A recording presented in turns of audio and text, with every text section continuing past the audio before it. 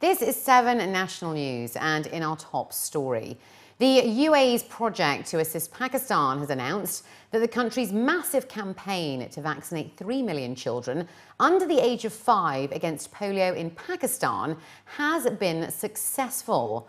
The large-scale preventative health initiative under the slogan "Health for All, Better Future" is being carried out upon the directives of the UAE President, His Highness Sheikh Khalifa bin Zayed Al Nahyan, and comes as part of the initiative of His Highness General Sheikh Mohammed bin Zayed Al Nahyan, the Crown Prince of Abu Dhabi and Deputy Supreme Commander of the UAE Armed Forces, to eradicate polio across the world. The campaign is a humanitarian initiative aimed at vaccinating 3.643 million Pakistani children against polio over a period of 3 months, June, August and September of this year. And PAP management said that June had seen the vaccination of 3,048,669 children in 23 districts in the province of Khyber Pakhtunkhwa and other tribal areas in Pakistan. His Highness Sheikh Mohammed bin Rashid Al Maktoum, the UAE Vice President, Prime Minister and ruler of Dubai, had previously donated 440 million dirhams as a contribution in support of the global effort to eradicate polio by 2018, with a special focus on Pakistan and Afghanistan. Mobile medical teams have ventured into difficult remote mountainous regions to deliver vaccines. Pakistan reported 198 cases of polio in 2011, the highest recorded in 10 years. That was compared to 58 cases in 2012 and 93 in 2013. 99 cases were registered in the first 7 months of 2014, compared to 24 in the same period last year. A new visa system went into effect in the UAE from Friday, the 1st of August, which includes new costs for all visit, business and residence visas. The country has implemented the new structure for visa fees to encourage economic growth. This is following the federal cabinet's endorsement as part of the plans to systemize foreigners' entry into the UAE and unify visa fees across the 7 Emirates. The new measures will include the issuance of a new range of entry permits and visas, such as multiple entry permits for visit, work and study, as well as entry permits for events and medical care. Al Ittihad published a list of some of the types of visas along with their costs. For example, an investor or business partner visa is priced at 250 dirhams, while a visa for landlords is at 1,100 dirhams. A visa for expats in the private sector of a free zone is at 250 dirhams, while expat residents from other GCC countries is at 200. A visa for a domestic helper working for a UAE national is set at 150 dirhams and is 200 dirhams for expats. There is no presence of any Ebola virus here in the UAE, according to the Ministry of Health. According to a local daily, the Central Health Committee will hold a special meeting on Monday, the 4th of August, in order to discuss the latest global developments related to Ebola, as well as the recommendations and guidance of the World Health Organization and the Center for Disease Control in the United States. The Undersecretary of the Ministry of Health, Public Health Policies and Licenses, Dr. Amin Al-Amiri, added that the procedures and precautions followed by the health authorities will prevent the entry of the Ebola virus into the country. Global developments related to the virus are also being followed closely. Any new instructions from the WHO will be circulated to all health authorities, the private sector and all stakeholders, including municipalities and the Ministry of Environment. At the same time, Dubai Health Authority Director General, His Excellency Engineer Essam Al-Maidor, stated that the DHA has an electronic system to monitor infectious diseases and is in constant contact with local and international bodies following global developments related to the Ebola virus. And Emirates Airline is suspending its service to Guinea from today until further notice. That's off the back of the outbreak of the Ebola virus. A spokesperson was quoted as saying that we apologise for any inconvenience caused to our customers. However, the safety of our passengers and crew is of the highest priority and will not be compromised. They added that they are continuing their operations to Dakar, Senegal, and will be guided by the advice and updates from the government and international health authorities. The Capital Police Directorate is urging the community to secure their houses before travelling in order to protect them from theft. The Directorate is also calling on shopkeepers to keep their money in banks or in sealed safes, and not to leave large sums of money in drawers that are easy to crack open by burglars. Colonel Dr. Rashid Mohammed Borshid, the acting director of the Capital Police Directorate, noted that there are several measures to protect homes against theft.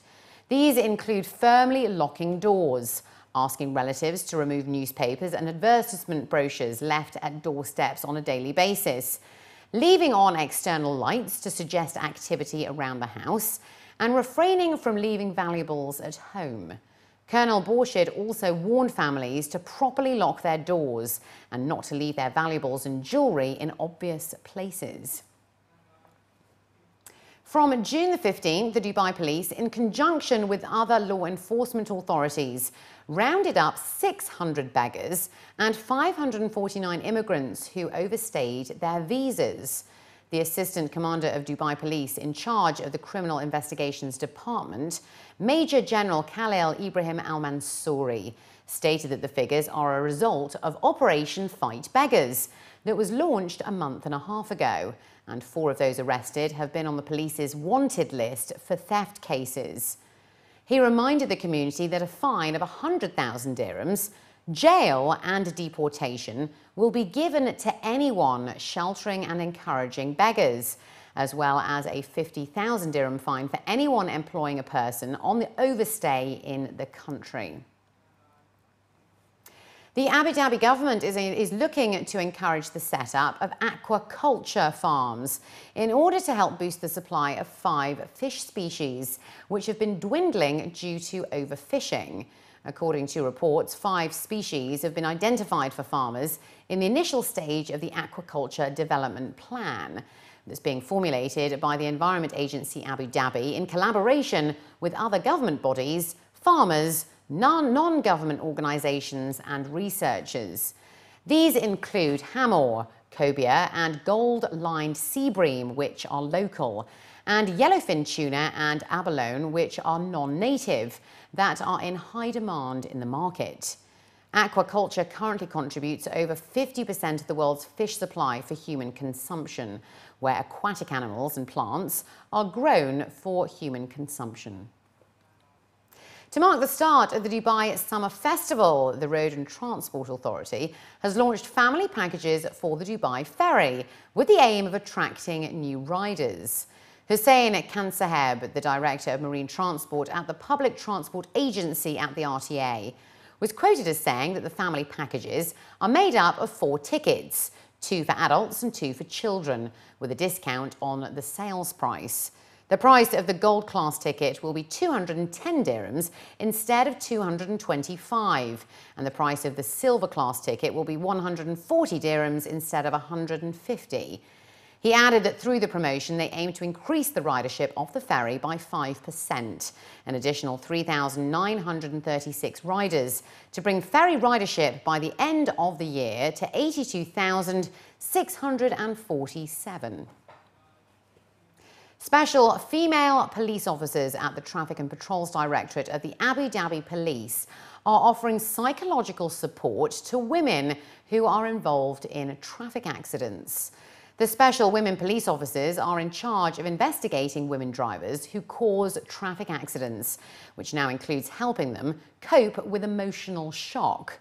Off the back of this, the Traffic and Patrols Directorate has set up an office to handle traffic accidents involving female drivers, where special female officers will handle the follow-up both on site and at the office. First Warrant Officer Mathura Juman, investigator at the Traffic and Patrols Directorate Major Accidents Section, said that while most road accidents in Abu Dhabi were still caused by men, the number of crashes involving women is rising. However, they are mostly minor accidents and usually due to a lack of attention and failure to leave a sufficient safe distance between vehicles, in addition to getting distracted from the road. And finally, as temperatures continue to soar, the fun meter in the Emirates is also rising, with the start of Dubai summer surprises today. DSS 2014 will run until September the 5th, offering visitors and residents more reasons to visit or stay in the city this summer. Organised by Dubai Festivals and Retail Establishment, DSS aims to further enhance the Emirates' position as a year-round family tourism destination. Now in its 17th edition, the month-long celebration is expected to attract more visitors from abroad.